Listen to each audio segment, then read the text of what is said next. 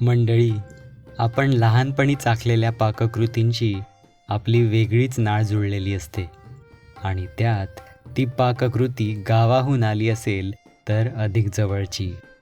लहानपणी दिवाळी दरम्यान कुणी गोव्याहून मुंबईला येणार असेल तर त्यांनी आणलेल्या खाऊच्या पाकिटात चुरमा आहे का याची मला खूप उत्सुकता असे. कारण हा पदार्थ वर्षातून एकदाच चाखायला मिळत असे आणि घरी देखील तो बनवला जात नसे. आज इतक्या वर्षांनी गोव्याहून येणाऱ्या त्या पाकिटाची आठवण झाली आणि म्हटलं तो बनवून तुमच्यासोबत देखील हा आनंद वाटावा. हा कोकणी चुरमा विशेष आहे कारण त्यात एकाच वेळी तिखट, गोड आणि कुरकुरीतपणाची गंमत आहे.